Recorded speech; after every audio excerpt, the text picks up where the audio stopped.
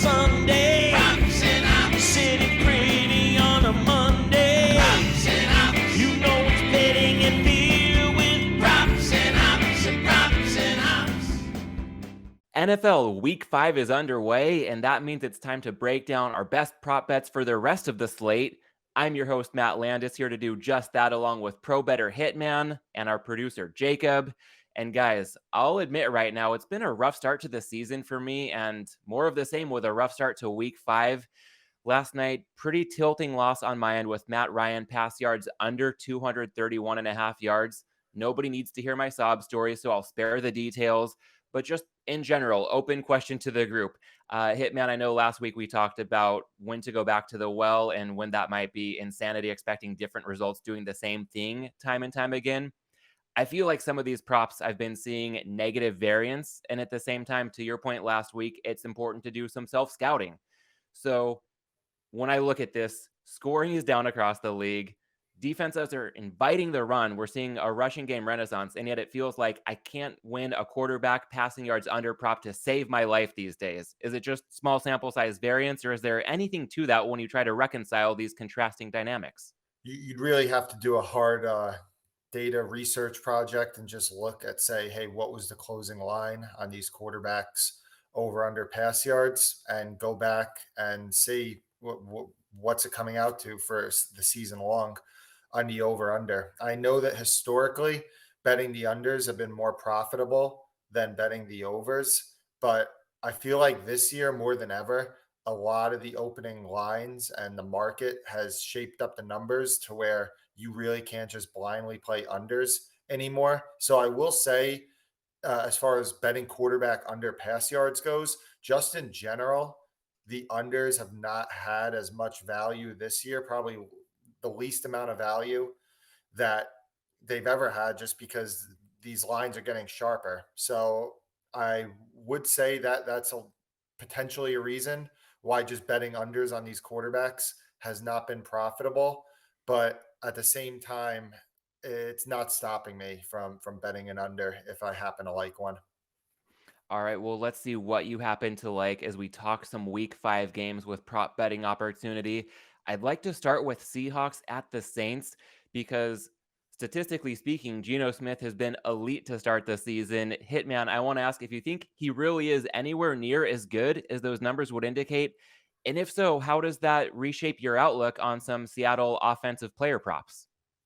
I mean, I think he's a lot better than I thought, for sure. Is he as good as like number one in QBR, which is around, I think, what he is right now? No. But I've been proven wrong on him. Whereas when I was betting against Joe Flacco early in the year, I'm still convinced that Flacco's not a good quarterback.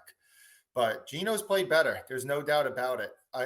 One thing to monitor for his props is that he's really taken advantage of some good matchups this year. And when he did play San Francisco and did play Denver, in his last 6 quarters against those teams, it's been really ugly. So I think that this week, against at least a decent Saints defense, it's going to be a test, and we're going to learn a lot about him. And I'd probably lean to his unders just because of that sample size. When he did go against better defenses, he did struggle a bit more. And also, I keep saying this, but Pete Carroll is a guy that does want to run the ball, ideally.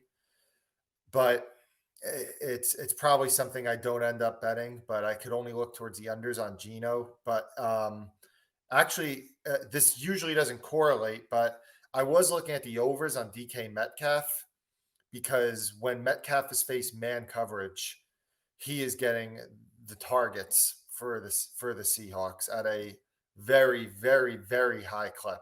So I could look towards the over on the Metcalf on 61.5 receiving yards.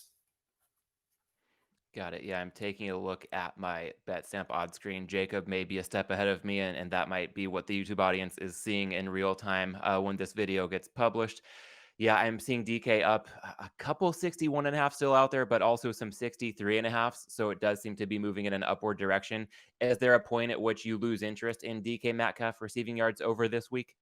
I haven't even bet it yet. So it's one of those things that's just on my monitor at 61.5. Obviously, The devil's advocate on the play would say that, well, you're going against Marshawn Lattimore, who's probably going to travel with DK. But I mean, not Stephon Diggs, excuse me, another Vikings receiver, Justin Jefferson, had a big game against Lattimore last week. So it's something, let's call it a strong lean right now. It would be Geno under and DK Metcalf over, which I know doesn't correlate, but I think that those are at least we'll give them, we'll say they're leans at the moment.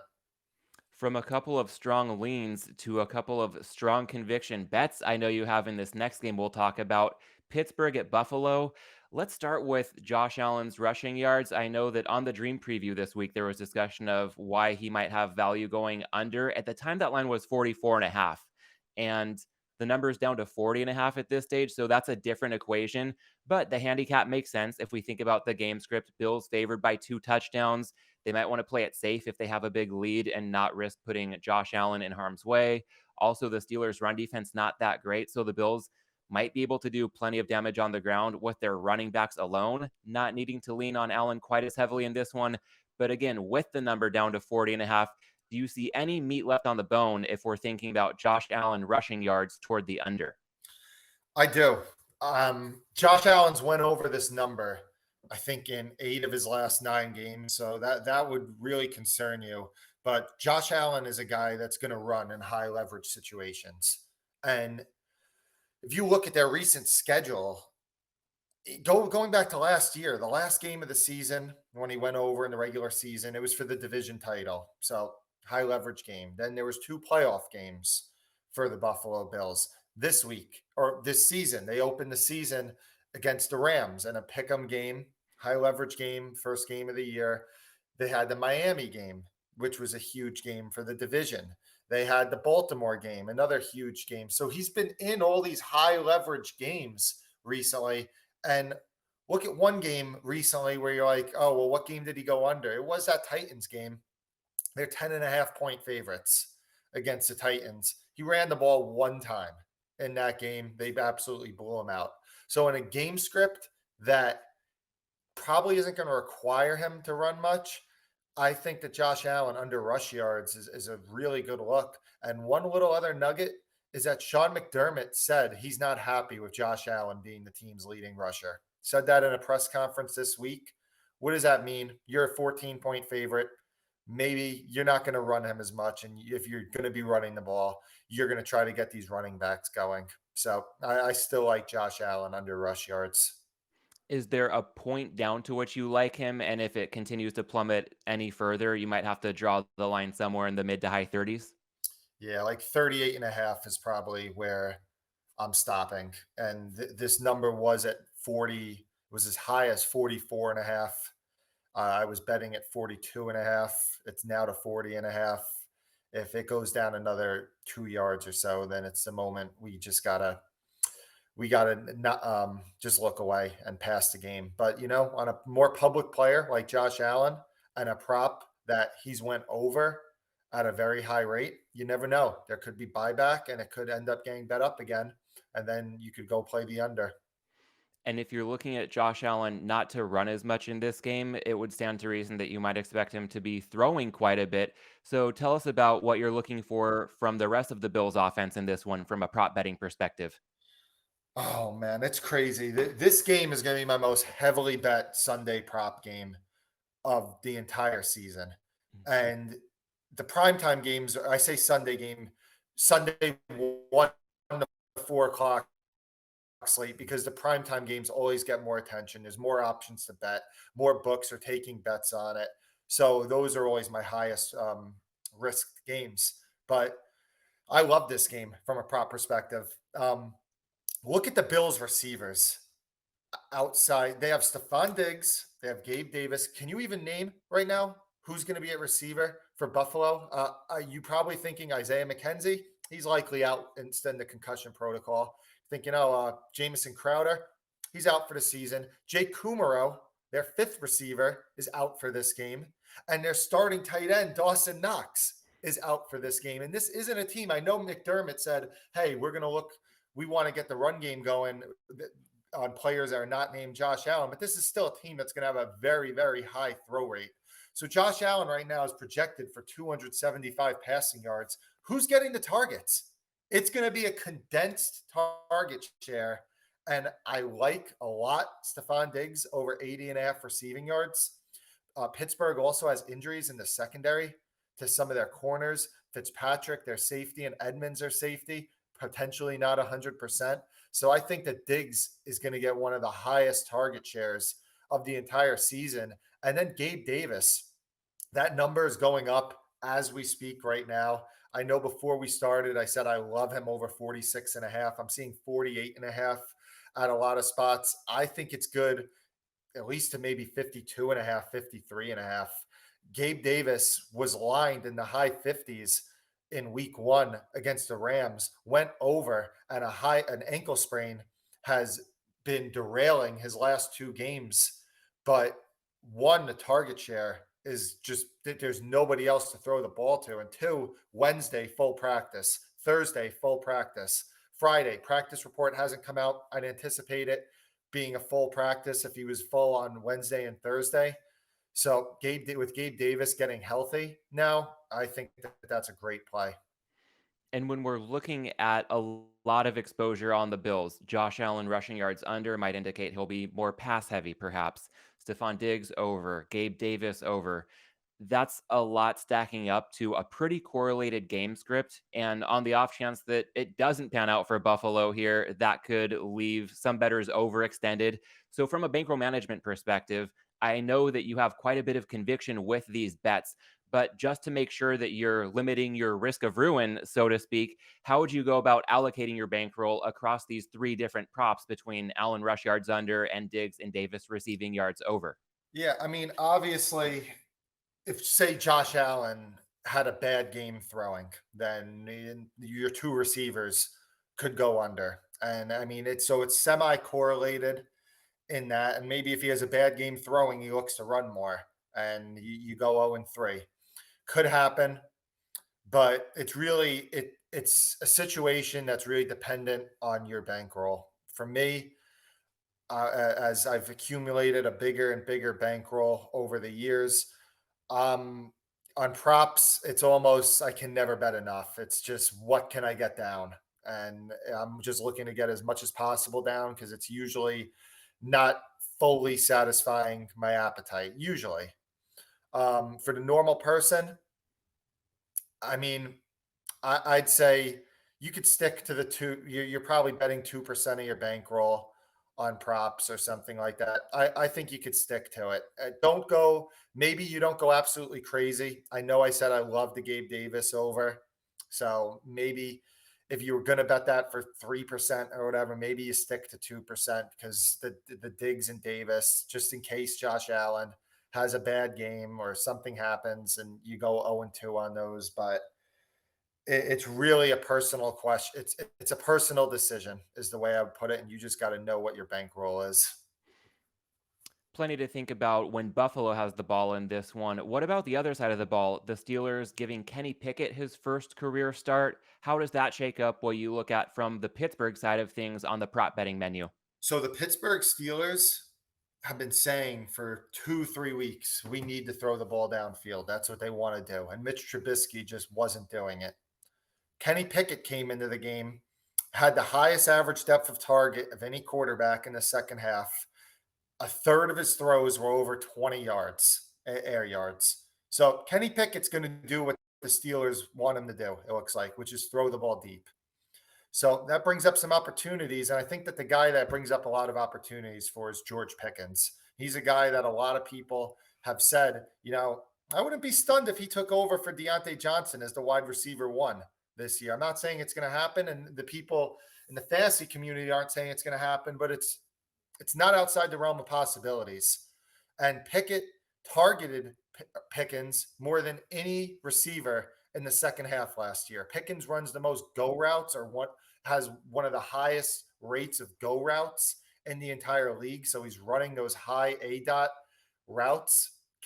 So for me, George Pickens over 38.5 receiving yards was a bet. And George Pickens over 18.5 longest reception to get a little bit. Again, that's a correlated play. probably going to go 2-0, probably, or you're going to go 0-2. So don't go crazy if your bankroll can't withstand it. But for me, that was a way to get a little bit more exposure on Pickens this week. Sounds good on both sides of the ball. A lot to work with here in this Steelers-Bills game. Big point spread, but there might be plenty of intrigue in the later stages, even if Buffalo has pulled away with a sizable lead. And the next game we'll talk about also has a substantial favorite. That would be the Bucs hosting Atlanta. Tampa Bay was a really good teaser look earlier this week. They have been steamed well out of teaser territory at this point. The consensus line currently Tampa Bay -10. So Hitman, if anybody missed the best of the number for the Bucs against the spread or in teasers, do you see any prop betting opportunity that might still be available for somebody looking to play on Tampa Bay against a Falcons team that might have a bit of regression coming after a favorable schedule to start their season? I bet a lot of Leonard Fournette unders. I bet him under rush yards, under total yards, under receiving yards. Receiving was 27.5, I believe. I like it down to maybe 25.5. Fournette rushing was 70.5. I like it down to probably the mid 60s. And the total yards, I believe I played under 100.5. It's more about Rachaad White is playing more snaps. Leonard Fournette himself said that he thinks that Rachaad White needs to play more so they could preserve Lenny for the entire season. I know we gave out Leonard Fournette under rush yards last week on this podcast. And I'll tell you what, if you're giving out, I hate to pat myself on the back, and I'd rather talk about my losses. And anybody that follows me on Twitter knows I like to talk about my losses. But if we're betting Fournette under, what was it, 66.5 rush yards? Win it by 69.5 yards. We won by 69.5 rush yards. That's a bet. I'll give myself a pat on the back for once. But I think that the Fournette unders are good again. It's a good matchup in the rushing department. I won't deny that. The Falcons have a bad run defense.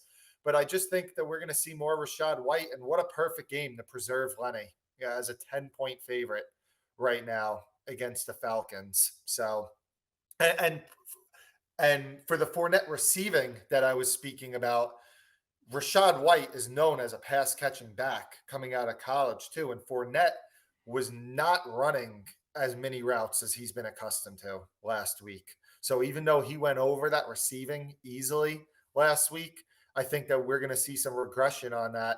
And again, 10-point favorites. Probably not going to have a lot of throwing in the second half.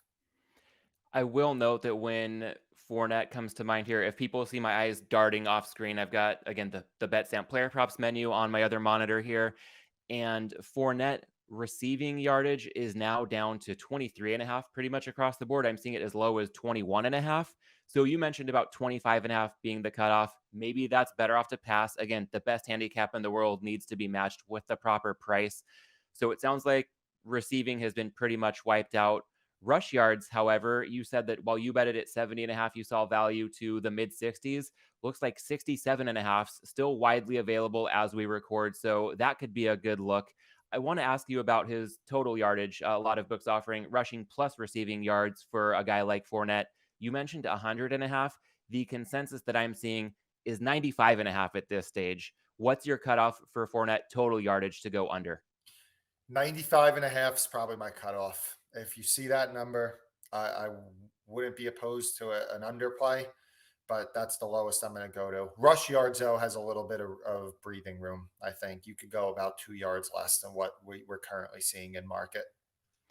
Got it. Yeah. So if it's about 65.5, then that might still have some value to that stage. So good stuff on Fournette with the Bucs being a big favorite. It just sounds like if there's another back that's going to take on more of a lead role, understood if Tampa Bay is nursing a big lead here, they don't want to use Fournette too much in a workhorse capacity when they can use him later on in the season and most likely some tighter contests. So we'll keep an eye on that one, see how the sequel to last week's dominant Fournette under rushing yards played out. I want to turn the page to another game featuring one of the better teams in Florida. That would be Miami, going to play the Jets on the road. And Hitman, you mentioned that you like Miami -3 against the spread. And for people who might have missed the best of the number, that's gotten pretty juicy. I think some 3.5s might even be out there before too long if they're not already when people are watching or listening to this show. If people want to get down on Miami or fade the Jets in some way here, but they missed the best number against the spread, any prop angles standing out to you on the Dolphins side of things? Not a ton. I will say that I think that the move from Tua to Teddy is not going to affect the Miami skill players much. So if that's in your handicap, I think that Tua and Waddle, or excuse me, Tyreek and Waddle are still going to get fed the rock. So that's what I'd have to say about the Miami one. And the Jets wouldn't be opposed to maybe a Michael Carter under rush yards. It's a game where I like Miami, which would mean that the Jets would be throwing more theoretically in the second half. Brees Hall looked like he might have really taken that backfield for the Jets. So not opposed to a Michael Carter under 32.5-ish rush yards, which I think is market right now, although I have not 30 and a half. 30.5. Yeah, I mean, I just call it a strong lean. Fair enough. Well, plenty of conviction plays in prior games. So we will move on to the late window on Sunday. San Francisco, Carolina. Hitman, this might be a quick one. Just wanted to get your thoughts on the Niners now being down to their third string left tackle. How do you think that affects their offense from a prop betting standpoint? Say the game again, Matt. San Francisco, Carolina, with the Niners down to their third string left tackle at this stage. Gotcha. Well, I spoke last week about how Jimmy G, how they weren't throwing and they had the second lowest pass rate over expectation. You know, it's another game that I'd lean towards the Jimmy G unders. This did get bet up. It opened at 212. It's got bet up. And I'm looking at maybe potentially, let's see how high it goes. It's not an official bet right now, but if it gets a little higher, potential under spot for me. Carolina, they underratedly, their defense is pretty good. And I think that it's a game that the Niners know they can just absolutely control this game as long as they don't turn the ball over and their defense is going to dominate. And it's really one of the defensive mismatches of the entire season with this 49ers defense going against Carolina's offense. So I think that it's a game that you could theoretically see some pretty low Jimmy G passing volume. When I look at Jimmy G's projections right now for passing yards, anywhere in the range of 220.5 to 224.5. If this bumps up a bit more, is there a certain number at which you do get much more interested in pulling the trigger? Yeah, mid 220s is something that I would start to get interested in. That's what his line closed against the Rams last week. And this is a spot that I just think that Jimmy G isn't going to have to throw much. So not an official play, but just monitor the line type play.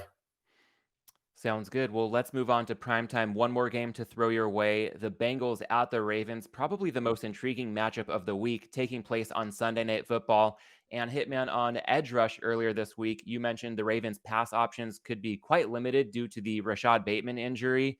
And I know that with Bateman's status for this game, that can make things iffy in terms of what's available at this stage from a Ravens prop betting standpoint. But if Bateman can't go or is severely hampered, how does that affect your outlook from a prop betting standpoint across the Ravens offense? It helps Mark Andrews a lot. The only thing is Andrews, it's been bet into. It was 64.5 and it's been bet up. So, but that's probably the guy that I think it would help out. One of the things I was looking at, I was looking towards Joe Burrow's potentially over pass yards. I think that's in the low to mid 270s right now. He absolutely shredded this defense last year. Now, I know everybody's going to say, well, Wink Martindale was the coordinator and he blitzed them all the time. But Baltimore's defense is still giving up big games this year. The Josh Allen one, they probably would have given up a big game if the weather didn't really impact that game. And Joe Flacco threw for over 300 yards. Tua had a ginormous game against them. And the Bengals have been unable to run the ball recently, one of the least effective rushing teams in the entire NFL. So theoretically, and I know there's a lot of sharp guys that are in Baltimore, -3, -3.5 in this game. So theoretically, if the game script does require that Cincinnati's going to get down, I could see a case being made for a Joe Burrow potential pass over. Sounds like something, again, maybe a strong lean at this point, hasn't been fired upon just yet. Do you think that if we see some more money come in on the Ravens against the spread, that might have an impact on the Joe Burrow passing yardage total? And if so, is there a number at which you do go ahead and get in play on Burrow passing yards over? It's right around the number right now. It's a consideration for me. It's just something that I gotta do a little bit more work on to see if I ultimately end up firing. There's just so many props every single week. You can only put so much brain power towards one prop. It's there's literally hundreds of options each week. So right now it's just a consideration. But with the Baltimore spread, I figure it probably closes around an expensive three minus three 120. Well, you've put plenty of brain power into that Steelers Bills game alone. I feel like that could have been a full show in and of itself. So glad we got to touch on a handful of other games as well. And Hitman, at this stage, let's lock in some picks for the Props and Hops NFL Week 5 portfolio. Anything you'd like to go ahead and make official from a prop betting standpoint for this week? Let's make George Pickens over 38 and a half receiving yards an official play. Let's go with Stephon Diggs. What are we seeing right now? 81 and a half receiving yards on Diggs. Jacob, if you can beat me to that one, let me know what you're seeing. Yeah, let me have a look right now. I think it was at 78 and a half. Let me just I'm double seeing check anywhere here. from I'm seeing as low as 76 and a half, but consensus is more in the 81 and a half range. Let's go with over 81 and a half. And I'm still seeing Gabe Davis over 48 and a half receiving yards up right now. Really like that play as well. So all three official plays we're gonna do in the Buffalo game. Love it. All right. Well, I will be watching that one with a keen eye. I will go ahead and just follow you on Gabe Davis in particular. I know that we were aligned on Dalvin Cook a couple weeks ago to go over his rushing yardage total. And even though he sustained an injury and missed the end of that game, he had gone over in the nick of time. So hopefully, again, with the two of us seeing eye to eye, Gabe Davis over 48 and a half, we'll make that a consensus play. And then I'll talk teasers again. I know they are 1-3 on this show through 4 weeks, and I wanted to address the general approach before getting to specifics this week. I've finally come around on the fact that, early season variance, we've seen it in Survivor a lot, especially this year, a lot of big favorites going down. I think that's affected teasers as well. We just don't have enough of a sample size to really trust point spreads early in the season to the extent that we can later in the season. So I think one of my takeaways from some early season teaser struggles in 2022, moving forward, I'm going to look to reduce my staking early in the season and gradually increase it as the season progresses and we get more confidence in just how good a lot of these teams are. Hitman, wanted to get your thoughts on that to see if that made sense, not just having a certain unit size for a specific bet type like a teaser, but even over the course of the season, adjusting that unit size because teasers are all about trying to reduce variance. And the more we know about teams, the less volatile we're probably going to see the results when it comes to outcomes of teasing teams 6 points in either direction of the spread. Makes perfect sense. You rather do the teasers later in the year when you are more confident that closing line, and that's part of the reason people say you should tease closer to game time, is that you're more confident that the closing line is the correct number, which gives the teaser value because there's less variance. So it's the same thing when it goes later into the season, later into the year. Teasers are usually better plays, and there's a lot of great teaser legs. I know the Tampa one's gotten away, but I still think a Green Bay, Minnesota one's a great look. Yeah, it's like you're reading my mind. I've got that down on the sheet here. The Packers -2 against the Giants in London, paired with the Vikings -1.5 hosting Chicago. Again, the math, we don't need to beat a dead horse, crossing through those key numbers of 7 and 3. From a handicapping standpoint, Daniel Jones looking like he's going to go on Sunday, but his mobility is probably going to be limited, and that could really affect him and the way this Giants offense operates. Also, I think the Giants a pretty misleading 3-1. Nobody seems to think they're anywhere close to an above average team. Apologies, Jacob, for raining on your parade with that note. But I think if the Giants had a record more in the 2-2 range or perhaps 1-3, that would align with where a lot of people have them power rated, and that might have this game priced out of teaser territory. So just another nudge to go ahead and get down on the Packers here. And when it comes to the Vikings, I just think that the Bears are not built to play from behind. They can do some pretty good things on the ground, but if it becomes Justin Fields needing to find whatever weapons he has in the passing game, that should suit the Vikings pretty well to protect a lead if and when they have one. So, Hitman, I was going to ask for your thoughts on this teaser, but it sounds like those are probably your two favorite legs on the board right now. I've also heard talk of teams like the Chiefs and the Jags, who right now are still at 7, so we wouldn't be crossing through the 7. But if there's optimism that those point spreads go up, then it could be a case of, you might tease down to 1, and come game day, you could be getting 6.5 points for the price of 6 if and when those teams close favored by more than a touchdown. So any thoughts on any legs right now beyond the Packers and Vikings? I think the Chiefs one is another great look. The only one that I didn't do was Jacksonville. I just think a little bit of a higher variance team. We haven't seen them in this big favorite role. Kind of want to see it before I believe it. But I think that those three teams make great legs to mix and match. All right, from the teasers to the props, especially in Steelers Bills, a lot of opportunity on the Week 5 board right now. That's about all we can do at this stage. So I want to wrap up and let everybody know that they can find Hitman on Twitter at Hitman428. And if you've enjoyed his insight on this show, make sure to also check him out on Edge Rush, where he talks side and total for every game on the board, alongside NFL handicapper Cleve TA and host Chris Abbott. You can catch Edge Rush in podcast form every Wednesday night or Thursday morning, wherever you get your podcasts. And on my end, you can find me on Twitter at mlandis18. I also want to give a quick plug here to the Always Betting podcast, hosted by the guys with the Banfield Group. I was invited to join their show this week, and we just had a blast. I know on Props and Hops, we get a little bit more analytical, and I hope that that adds value to the audience's betting decisions on a weekly basis. But on Always Betting, it's a lot of lifestyle. We talk contests, Las Vegas breweries, so we brought the hops to the forefront at various times in the show. I'll go ahead and link to that in the show notes as well if people want to check out that conversation. And sticking with Props and Hops, Jacob and I, we will be right back here with Suma for Between the Lines on Wednesday. Same podcast feed, same YouTube channel. We'll be taking a look at the most meaningful line movement for Week 6 in the NFL.